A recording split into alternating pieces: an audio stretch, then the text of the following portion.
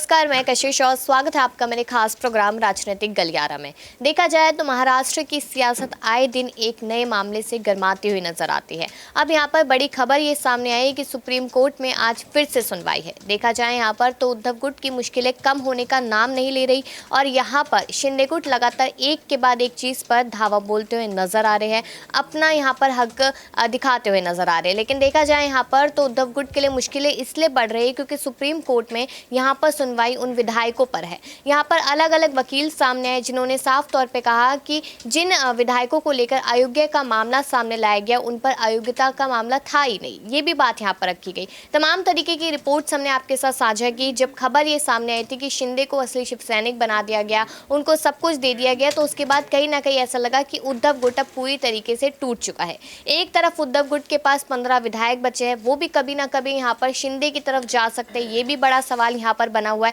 तो क्या माना जाए कि आने वाला जो समय है वो यहाँ पर बीएमसी चुनावों से पहले ही उद्धव ठाकरे पूरे खाली हाथ होते नजर आएंगे? तो बीएमसी चुनाव किस तरीके से लड़ेंगे और उसके बाद अगले साल होने वाले जो लोकसभा के चुनाव है वो लड़ेंगे भी या नहीं लड़ेंगे, ये भी बड़ा सवाल यहाँ पर बना हुआ है। दूसरी तरफ देखा जाए यहाँ पर देवेंद्र फडणवीस की गिरफ्तारी करा सकते थे उद्धव ठाकरे,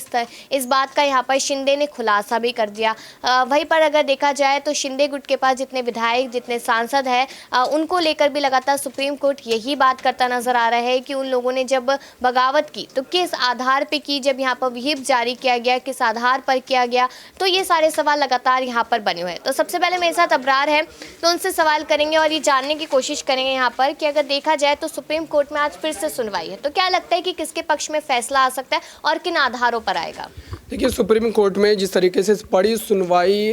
के शुरू होने के बाद से लगातार कपिल सिब्बल जो तमाम अपने मुद्दे रख रहे हैं और जिस तरीके से कहीं ना कहीं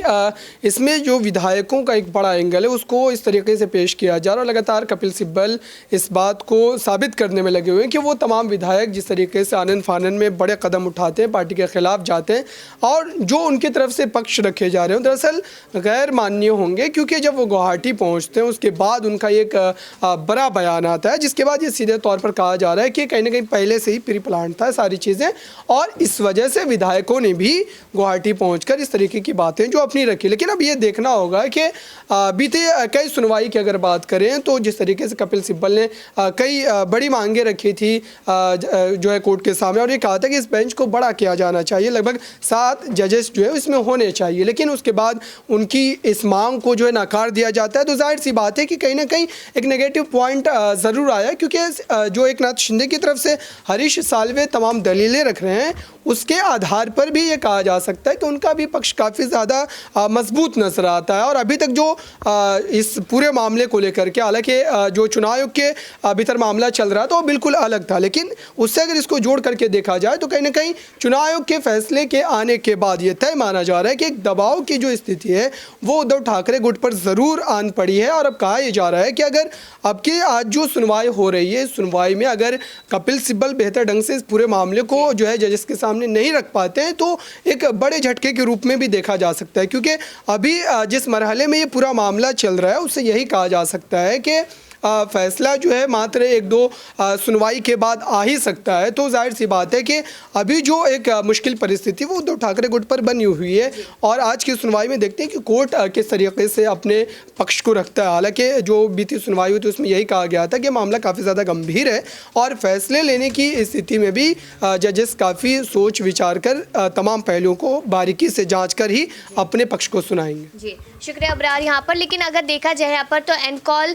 नाम से जो यहाँ पर शख्स सामने आए, वकील है, वो भी लगातार यहाँ पर अपनी दलीलें रखते हुए नजर आए और मुसीबतें यहाँ पर कम होने का नाम नहीं ले रही उद्धव ठाकरे की। जिस तरीके से अबरार ने भी यहाँ पर यही बात रखी कि देखना होगा कि यहाँ पर सुप्रीम कोर्ट क्या फैसला लेता है, लेकिन अभी भी कहीं ना कहीं उद्धव ठाकरे को यही उम्मीद है कि शायद यहाँ पर जो ठाकरे की सियासत थी, जो विरासत थी, वो कहीं ना कहीं उन्हें वापस मिलती हुई नजर आएगी। तो अभी भी वो उम्मीद यहाँ पर है क्योंकि सुप्रीम कोर्ट ने चुनाव आयोग के फैसले को कहीं ना कहीं सही ठहराया था शुरुआत में। बिल्कुल सही ठहराया था और अगर अब भी हम हम देखें तो ये कहा जा रहा है कि हफ्ते भर में फैसला आ सकता है। चुनाव आयोग ने जो फैसला दिया है वो पलट पाएगा, ये काफ़ी मुश्किल नज़र आ रहा है, क्योंकि जिस तरीके से दलीलें रखी गई और साफ तौर पर यह भी कहा गया कि चुनाव आयोग के जो फैसला था उस पर स्टे लगाने से मना कर दिया। तो ये कहीं ना कहीं इशारा था कि जो चुनाव आयोग ने फैसला दिया वो अपनी जगह सही है। हालांकि इसको लेकर सुप्रीम कोर्ट ज़रूर सुनवाई कर रहा है, लेकिन इसमें बदलाव देखने को मिलेंगे, ये कहना काफ़ी। और यहाँ पर जो शिंदे लगातार एक के बाद एक पोल खोलते नजर आ रहे उद्धव ठाकरे की, और उसको लेकर भी सुप्रीम कोर्ट की तरफ से काफ़ी चीज़ें सामने आई थी। उन्होंने कहा था कि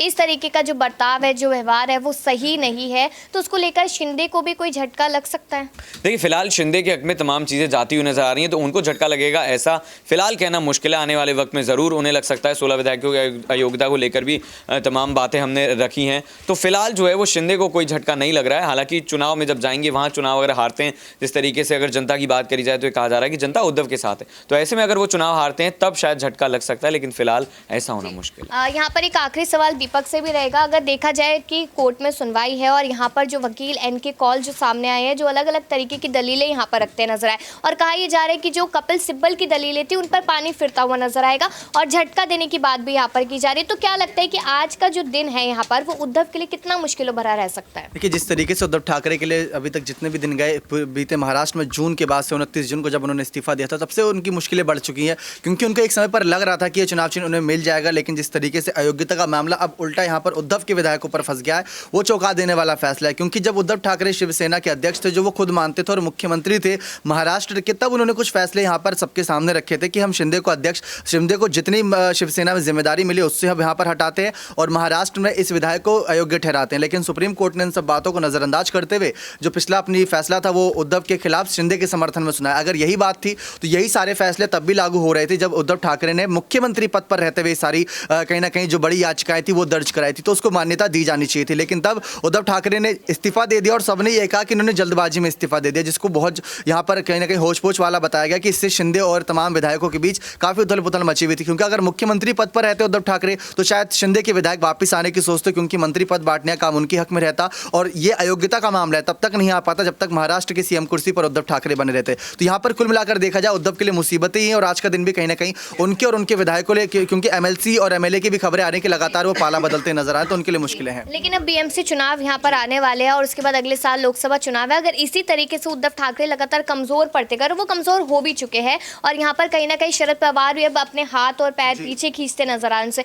तो एमवी का गठबंधन भी जो यहाँ पर है वो बिखरता हुआ नजर आ रहा है। कांग्रेस पार्टी अपने आप में मजबूत होने की कोशिश करे, तो यहाँ पर फिर उद्धव का साथ कौन देगा? क्या जो अरविंद केजरीवाल के साथ उनकी मुलाकात हुई थी वो राजनीतिक तौर पर भी देखी जा सकती है? अरविंद केजरीवाल की पार्टी के नेता ही कमजोर पड़ते नजर आ रहे हैं, खुद उनके नेता इस्तीफा देते नजर आ रहे हैं, तो अरविंद केजरीवाल हर जगह मौजूद नहीं रह सकते। क्योंकि जब बीएमसी चुनाव होगा तो कहीं ना कहीं अन्य राज्यों में भी चुनावी सरगर्मियां होंगी और उनको उन विधानसभा सीटों पर ज्यादा फोकस करना होगा यहाँ पर पार्षदों की सीट के मुकाबले में। और जब लोकसभा चुनाव में आगे आएंगे तब लोकसभा चुनाव में कल अगले साल भी करीब 10 राज्यों में चुनाव होने, तो वहां पर भी उन्हें फोकस रखना होगा। इसलिए केजरीवाल कुल मिलाकर यहाँ पर अपनी रणनीति बना रहे हैं, लेकिन केजरीवाल को भी कमजोर कर दिया है। शरद पवार की पार्टी में फूट पड़ती नजर आ रही है और दूसरी तरफ ओपी राजभर ने गठबंधन का ऐलान किया, लेकिन वो उत्तर प्रदेश तक ही सीमित है। और संभाजी ब्रिगेड या फिर बात कर ले प्रकाश आंबेडकर की, वो थोड़ी मजबूती दे सकते हैं, लेकिन उद्धव को मजबूती उनके ही विधायक दे सकते हैं, इसके अलावा कोई और नजर नहीं आ रहा। शुक्रिया यहाँ पर। लेकिन अगर देखा जाए तो आज सुनवाई है, सुनवाई को लेकर लगातार आपको अपडेट्स भी यहाँ पर देते रहेंगे, लेकिन कहीं ना कहीं यहाँ पर उद्धव के लिए जो मुश्किल है जिसको लेकर हमारे सहयोगियों ने काफी कुछ बताया,